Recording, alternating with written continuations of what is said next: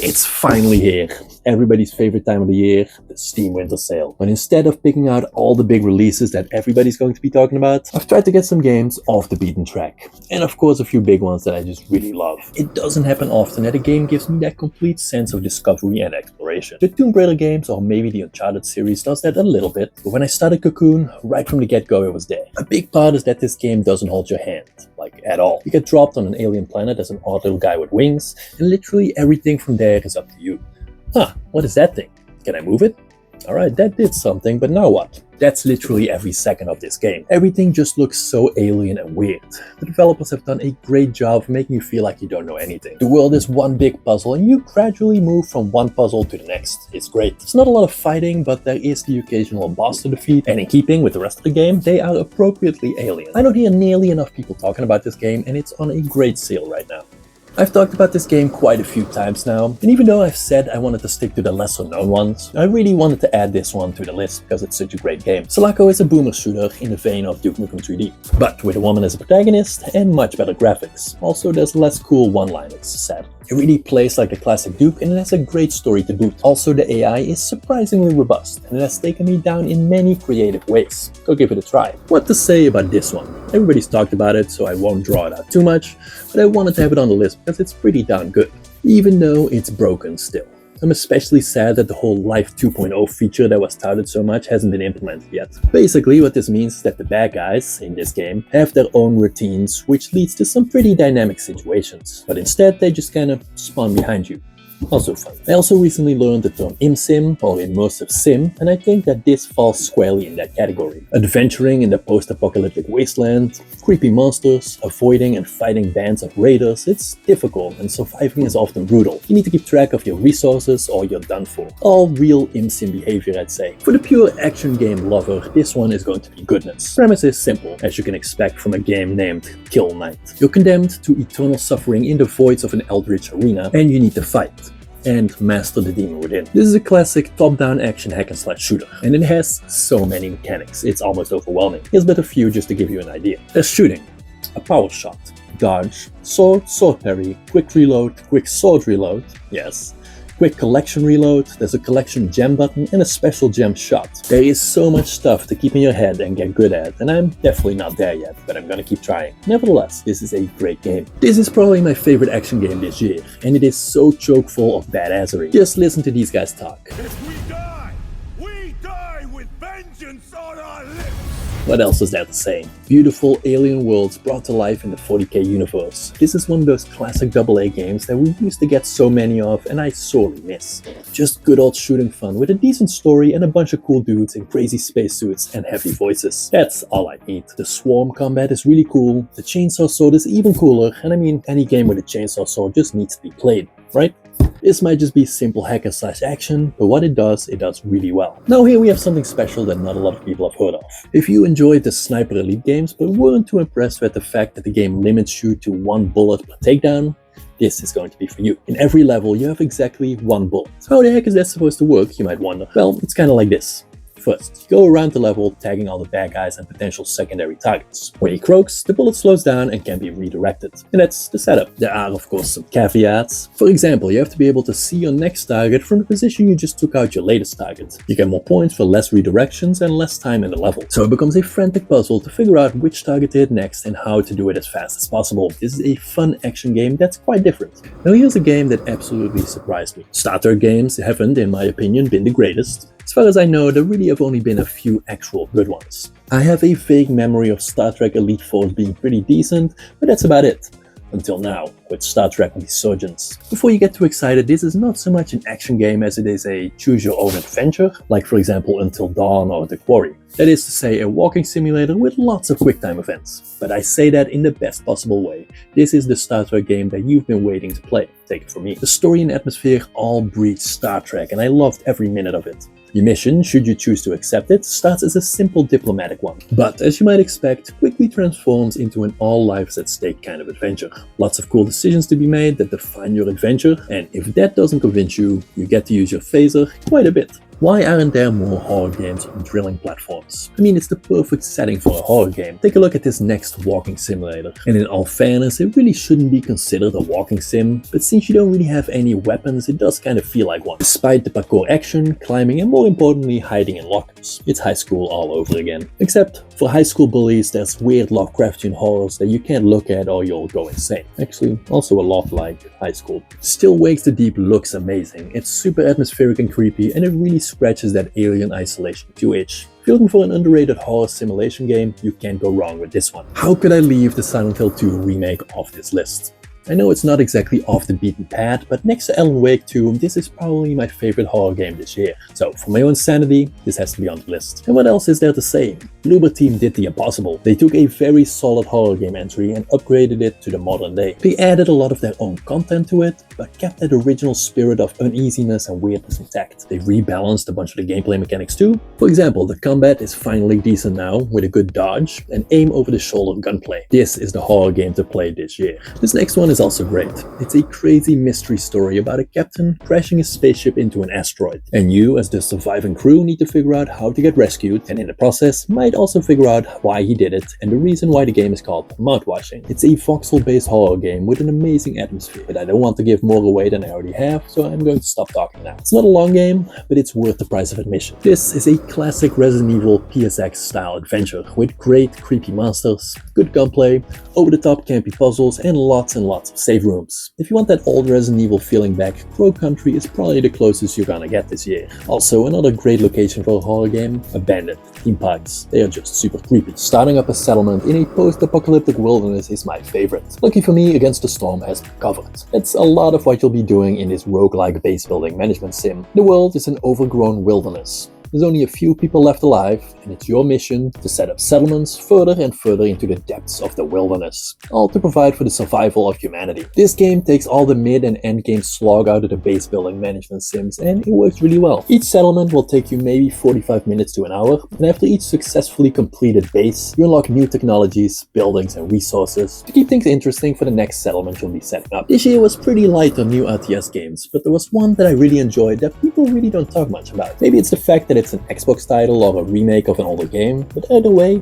I enjoyed it a lot, and thus it has to be on the list. This is basically Age of Empires, but with Greek, Norse, and Roman gods, creatures, and monsters. I mean, if that doesn't get your blood pumping, I'm not sure what more to say to get you interested in Age of Mythologies. The graphics are nicely updated, good quality of life improvements have been added, and there's even some new content with an extra series of levels. It doesn't reinvent the wheel, but the campaign is very enjoyable. It's still as fun as ever to steamroll the opposition with a titan. This was my surprise hit for the year. It sucked up so much of my time, and despite my best efforts to just try the base game for a while, I failed and bought like $300 worth of DLC. And I have to be honest, I don't regret it. The base game is great, but with the DLC it becomes a whole other beast. Stellaris is a massive 4X type grand strategy space exploration building game where, if you can imagine it, you can do it. I especially love all the little side story events and story arcs that happen throughout the game, both random and related to the race you're playing. This is one super deep game, and I haven't even scratched the surface of what's possible here. But if you're even remotely interested in grand strategy, try the base game, and then, just like me, end up buying all the DLC right after. Stellaris might have been my favorite 4X game, but in terms of tactics games, Tactical Breach Wizards is the one to get this year.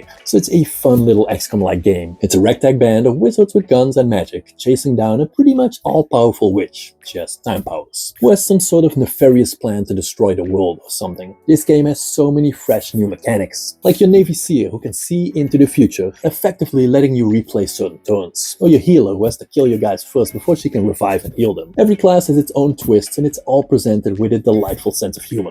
Now this game feels like real adventuring, pirating, ricocheting bullets and submarines on the open sea. Oh, and most importantly of course, steampunk robots. SteamWorld Heist 2. If you've played the first one, you know exactly what you're in for. Except they added some great feeling real-time ship traveling and combat mechanics that nicely break up the turn-based strategy sections of the game. In case you don't know, you take your swashbuckling crew of robot pirates on missions to figure out what is causing the life-threatening water shortage. The missions, however, might not play out as you expect. It's a side-scrolling turn-based affair where shooting is all about making those trick shots with ricocheting bullets to the back of the enemy's head camping out up there in the rafters. It all feels great and it's a lot of fun. I really only played one RPG this year, and it's a very last minute entry. But boy, is it a big one. You probably already know what I'm talking about. Metaphor Refantazio. This is basically Persona 5, but with a facelift and many upgrades. Out of all the games I've played this year, I think the prize for best story has to go to this one. And honestly, to my eternal shame, I haven't even finished this game yet. Great turn-based strategy combat with a hint of action RPG. Great characters, lots of cool side stuff to do, which is mainly why I haven't finished the game yet. Another instant classic from Atlas. Don't sleep on this one. But the prize for best game with a DJing wizard in sunglasses goes to the Plucky Squire.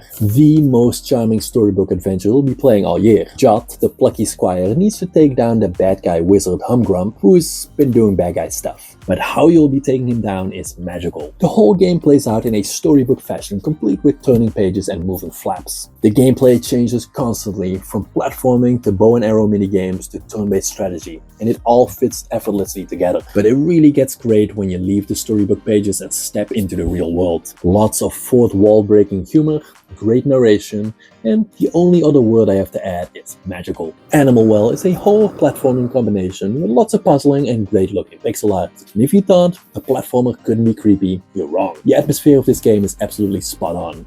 Plus, the platforming and puzzling is surprisingly tricky. The gameplay loop, as any Metroidvania fan will know, you venture out into the wild, solve some puzzles, defeat some bad guys, and hit upon an insurmountable roadblock. You backtrack, unlock a new ability, and try again. We'll be doing a lot of this, and it feels great. I have some good memories of Prince of Persia on the SNES. This was my first ever video game, right after Donkey Kong Country. But I have to admit, I haven't played any of the releases afterwards, up until this point, and I'm glad I decided to jump back in with The Lost Crown. And let me tell you, things have changed since the 90s. First off, my memory isn't great, but I don't remember the old Prince of Persia to be quite so violent. This is very much an action-oriented Metroidvania, and there's absolutely nothing wrong with that. The action feels nice and smooth, there's an attack, dodge, dash, parry, charge attack, and some other stuff, including cool time powers that I don't want to spoil. Second, I remember jumping in the original was torture. You needed to have perfect timing or you'd be relaxing at the bottom of that spiky pit. Well, that too has changed quite a bit. The acrobats of Cirque du Soleil have nothing on this guy. Jumping from wall to wall, dashing over gaps, jumping, double jumping, all in a day's work. And it looks and feels great. Really, the only thing that hasn't changed is the story. The prince,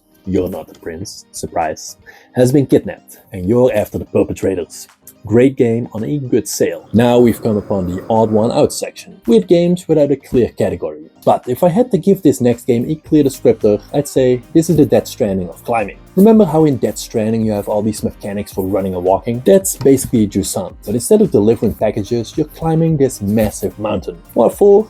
I'm still not exactly clear on. Climbing is not as simple as press A and push up. No, you'll be moving each hand separately, painstakingly finding and grabbing onto handholds and rocks. And along the way, you have to anchor yourself in case you slip. There's a whole lot of other rock climbing mechanics to get you up that rock, and it gets pretty involved. And man, every time I look down this massive mountain dangling from a little rope gives me a panic attack. On the other hand, finally scaling a massive wall you've been dreading for a while is super satisfying. Here's another one I didn't know I needed in my life. Best way of describing it is pinball with a purpose and story, which is to take down the Samaritan, a derelict spaceship taken over by a rogue pirate AI. We do this by playing pinball in the spaceship. I'm no pinball expert by any means, which is shown by this constant game over screen, but even I can see that these are great tables. There are 3 different ones, all with lots of stuff to do, things to open up, and fun to be had. Something I really appreciated is the addition of turrets, which you fire by holding the ball in the crook of your flip. I thought this was pretty ingenious. Each table also has multiple boss battles, and let me tell you, these are not easy. For that matter, this is not an easy game, but it's super fun to play if you're looking for something that's not your standard action shooter. Also, great soundtrack. A genre that has really been making a comeback recently is the beat 'em up, with the likes of Streets of Rage 4, the Ninja Turtles, Sifu, and Castle Crashers, one of my personal favorites. But the king, the most important one, has been missing until now. Double Dragon is finally back, and it does so in style. New York City is devastated by a nuclear war. Crime is rampant, and the city is ruled by 4 gangs. Naturally, the Dragon Brothers can't take this lying down, so they take it upon themselves to go kick names and take ass. This is the classic beat 'em up like you remembered it. Good fighting action against some nice colorful backdrops, with some cool additions. First of all, there's your tag team ability, swapping between brothers using a devastating attack. Second, and this is a big one, this plays as a roguelike, and levels are different every time you play them. And the order in which you take down the gangs matters, as the subsequent levels get harder and harder. In fact, I have have yet to make it to the end. This is a great evolution of a classic that you shouldn't miss. Now, I did a full video all about Survivors games recently, but there's one that I missed that should have really been on the list. In case you're uninitiated in the Survivors genre, here's the gist. Swarms of enemies attack you from all sides. You try to avoid them as best as possible, while also trying to hit them with your auto attacks. Taking down baddies results in pickups which level you. Levels let you build your character with better and better weaponry, and you eventually become an unstoppable killing machine. Karate Survivor builds on this premise. Everything I said above is still true, but instead of adding weapons, you add karate attacks in a combo sequence. So say you start with a high kick. Leveling gives you access to an uppercut, which will be performed after the high kick. The level after you get the roundhouse kick, which you place in between the two attacks you already had. Now you use these attacks and combos to take out enemies, karate style. Aside from upgrades within levels, there are a lot of cool permanent abilities to unlock, like kicking items towards your enemies, sliding over low objects, and sliding and kicking. And before you know it, you're Mr. Miyagiing the crap out of your enemies. And that's it, some amazing hidden gems and lesser known games that you might have been missing out on, but are currently on sale. Let me know what you think in the comments. I'm always looking for some good new games. Check out this video for the best XCOM games and this video for the best Survivors games, and I hope to see you in the next one.